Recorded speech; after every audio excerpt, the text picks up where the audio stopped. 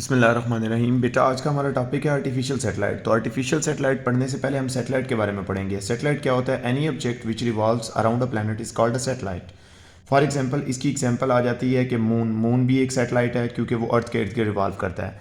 इसके अलावा अर्थ खुद भी एक सैटेलाइट है क्योंकि वो सन के इर्द गिर्द रिवॉल्व करती है। तो इस वजह से अर्थ भी जो है वो एक सैटेलाइट है। अब हम बात करते हैं आर्टिफिशियल सैटेलाइट की। तो आर्टिफिशियल सैटेलाइट क्या है? Any object which is sent by the people around a planet artificially।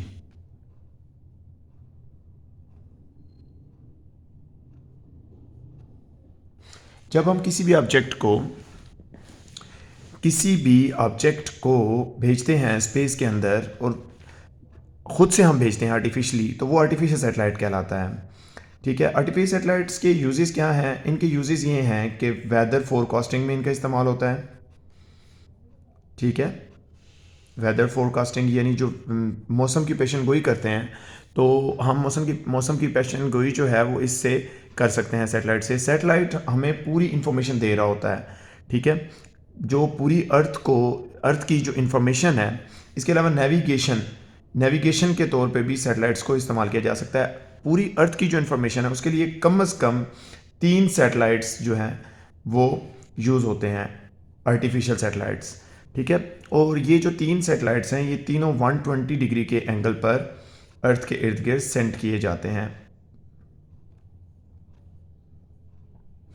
Is it clear? और ये सैटेलाइट ऑर्बिट में गर्दिश करते रहते हैं। अब हमने इसकी स्पीड मालूम करनी है। तो अब ये फॉर एग्जांपल ये एक सैटेलाइट है, तो इसका मैस हम ये अर्थ ले लेते हैं। ये अर्थ है, तो इसके इर्द गिर्द ये एक सैटेलाइट घूम रहा है। अर्थ का मैस है कैपिटल एम और इसका मैस है स्मॉल एम। तो इसके ऊपर ग्रेविटेशन का लॉ हम लगाएंगे तो Gmm ओवर आर स्क्वायर आ गया। अब हम अगर बात करते हैं सेंटीमीटर फोर्स की, तो अब ये दायरे में घूम रहा है क्योंकि एक ऑर्बिट में फिक्स ऑर्बिट में घूम रहा है, तो इसकी एक मखसूस सेंटीमीटर फोर्स है जो इसको दायरे में घुमा रही है। सेंटीमीटर फोर्स की डेफिनेशन क्या है?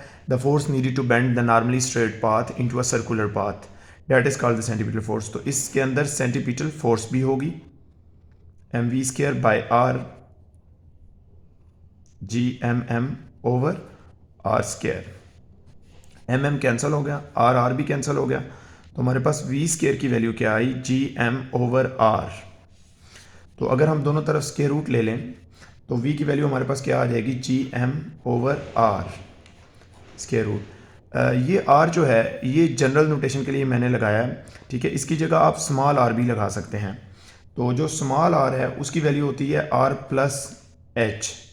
ठीक है। अगर फॉर एग्जांपल ये स्मॉल r था, तो स्मॉल r है अगर, तो फिर r is equal to are plus h होगा। तो v की वैल्यू हमारे पास क्या आ जाएगी? v is equal to Gm over r plus h square root. इसमें हम g की वैल्यू पुट करेंगे, वही 6.67 इंटू 10 की पावर -11 न्यूटन मीटर स्क्वायर पर के जी स्क्वायर, और मैस ऑफ अर्थ की भी वैल्यू पुट करेंगे, और जो डिस्टेंस है उस सैटेलाइट का वो, और रेडियस जो होगा, जो डिस्टेंस है सैटेलाइट का वो h है जो अर्थ से लेके, और जो बाकी है वो इसका रेडियस है, और ये r is equal to are plus H आ गया। तो जब हम वैल्यूज़ पुट करेंगे तो हमारे पास स्पीड आ जाएगी सैटेलाइट की। ये मुझे अब ये आपने करके देनी है, सैटेलाइट की स्पीड निकाल के मुझे अभी भेजनी है।